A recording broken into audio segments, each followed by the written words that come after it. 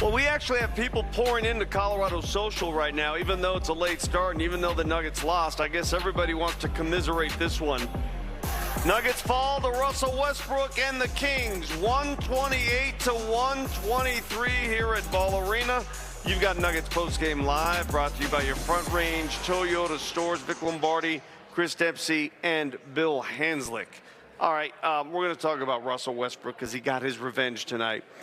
It just had that feeling this game, right? Because they tried to pull away and they couldn't. They tried to pull away, they couldn't. They're up by 12 in the third quarter and just could not finish them off. Yeah, as a matter of fact, 13. I mean, it was an interesting game, Vic, because you kind of slogged through that first half, right? Yes. There were turnovers. There was, you could tell there was fatigue from the night before.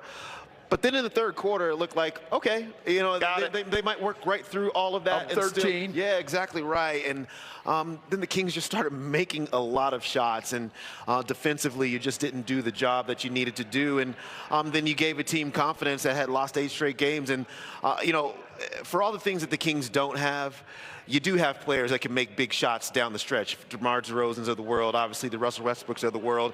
And so when you put them in those positions, they were able to make those shots, and it was tough. And they totally went offense the last 4 minutes. When they had the lead, they went small ball. They didn't even have a center in the game because they said, we'll just out the way we're scoring. Might as well not. Yeah, might as well just eat the clock up by keep scoring. Yeah. Russell Westbrook doesn't like losing. He loves competing, and he certainly loves beating teams that he used to play for, like this one. 21 points for Russell Westbrook on 9 of 16 shooting. He made a couple threes, including that big one late in the corner. And listen, you can say what you want about Russ. There's that three. He's a difference maker, and he made all the difference in this one. Well, he can. So, I mean, I guess, what, third time's the charm for him, right? Yeah. The first 2 L's, and then the third time's the charm, and he was able to make in some shots. And look, we have seen motivated Russell Westbrook before. We saw him right here in the playoffs against the LA Clippers, and what that looks like when he really wants to win. He can put together some games. He did today, and especially in that fourth quarter. You know, that just is what it is, right? You know, we talked a little bit. Here's a point. I got to bring this up. There's 29 seconds to go in the game. And before they brought the ball, they were playing small ball. Yeah. And I said, if the ball goes to Westbrook, you should foul him right away. The Nuggets were down 3 at the time. Down 3, foul him right away, and he's a 63% foul shooter, and it's clutch free throws. Yeah. They didn't. Instead, the ball found DeMar DeRozan, and he got the and one. They fouled him and one. I mean, even if he makes 1 out of 2, you're down 4. Now you can go for a 2, foul again. Yeah. And I just thought they missed a really good opportunity. Yeah. Right here. Waited for him here. Go get him. And it's winding the clock down. You want to extend the game. Yeah. You But disagreed with that, Demps? I don't think it mattered, to be honest with you. I think Russell Westbrook would have made 2, to be honest with you, just because it was that kind of night for him. You know, he was making all the big plays for that team. Even if he made Even if he makes 2, it's 1 less than the 3 they got. Yeah, because Joker hit a 3 on the other side. Yeah. I mean, I agree with Hands on that one. I think you foul him. I think you got to get back in the game somehow. You know, deeper than that, though, guys, the Nuggets bench, and I know the bench is a little worn out right now because of the injuries to Christian Brown and Aaron Gordon and Julian Strawther, but the bench did not perform tonight. Yeah. And it's a big factor. You know, the bench struggled against Chicago. Remember, they got outscored against Chicago 66-9. Well, they get outscored again tonight. And it wasn't much better. They get outscored 48-20 tonight. Yeah, I mean, you're starting Peyton Watson, and he's scored a bunch of points for you this week. And so that is a problem for your bench in terms of scoring and your defense off the bench. And you're starting Spencer Jones, who is one of your better defenders. And so that's bad for your bench as well. I mean, you at some point can't backfill people that you're missing. Well, we made the comment, when you're playing Hunter Tyson in the first quarter, you're about as low as you can get depth-wise. There's nobody else left. So I mean, no doubt. And And when you talk about, and you talked a lot about the defense that wasn't being played out here, well, that's because Aaron Gordon's gone, Christian Brown's gone, and then you can't backfill that from your bench. One of the things that's actually really good about their bench is it's not just scoring with it. It's their ability to get stops, to get into the open court, to really supplement what the starters do.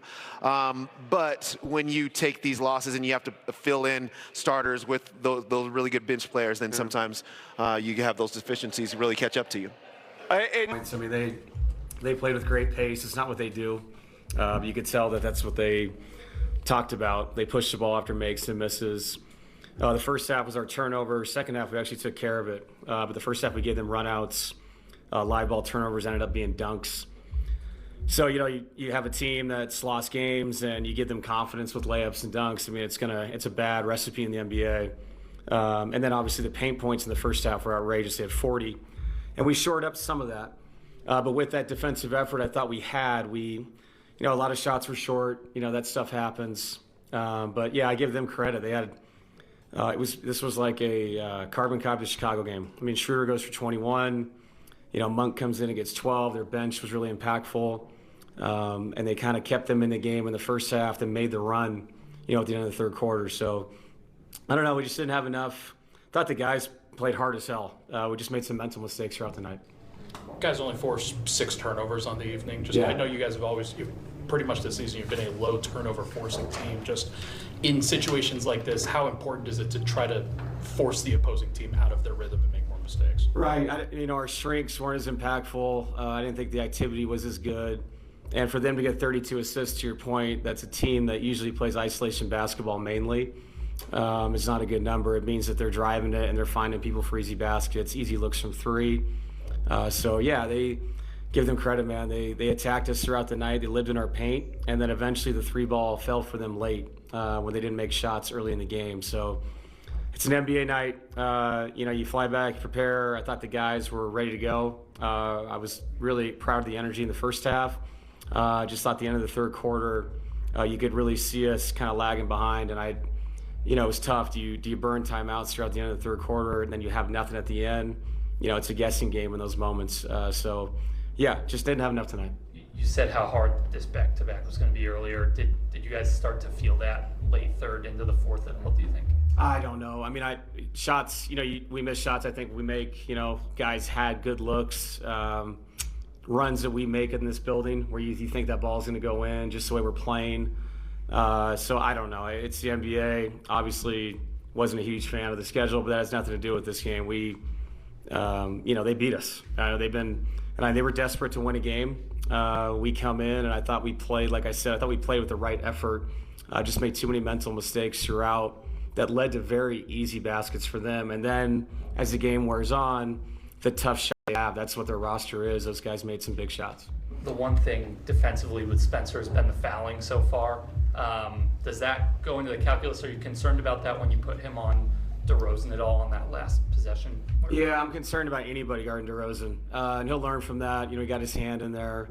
That's what DeMar does. He's always been an artist with that. He's one of the best scorers in the modern era. A lot of it is because of that. And, of course, it comes at a really key time. So Spencer learned from it. I have nothing but full confidence in him. The way he moves his feet and competes, and these great players he's guarded the last 10 days, 2 weeks, that's how you learn. You got to go out there and do it. We can show you clips. I've said that before, but until you feel it and, the change of pace of some of these guys like DeMar, it's a different kind of thing to guard him as it is to guard anybody of these great players. They're all unique to themselves. Well, I think the coach is echoing a lot of the same things we've been talking about. They ran out of bodies. They knew that this would be a dangerous game. And we saw a little bit of what the Nuggets did last year, rearing its ugly head again, losing the kind of games you don't want to lose against bad teams. Is this one different, though, in your eyes? To be honest, and I know I'm going to sound like whatever, but this doesn't matter to me at all. I mean, they're 12. Wait, losing doesn't matter? They're 12-4. This is a dense part of the schedule. This is 82 games. You're not going to win them all. Yeah. You got to lose to somebody. And I tip your cap to Sacramento for coming in here and running the legs off a team that was tired. Yeah. And then you heard David Adelman right there say what we just said, which is, you know, for all the things they don't have, is they do have guys that will make shots down the stretch. Yeah. And if you get them into a space where those players can make a difference, then maybe on this particular night they would. Tonight they did. Move on and beat Memphis on Monday. Yeah, I mean, this is a tough move on. You should be motivated against Memphis. Remember I talked at the pregame show about game of streaks? Well, now they've lost 2 in a row at home now, Yeah. right? Yeah. But they've won 5 straight on the road. So, you know, you were hoping going in this season that the Nuggets would be elite at home. They're still good, but after this Bulls loss, who played a double overtime game in Utah, as we talked about, and this one, I mean, it boils down, both those games became Nuggets defense not good enough. And the bench not good enough. And the bench not being good enough is probably a product of having 2 starters injured. It just wears on your bench. Yeah. All right, one guy who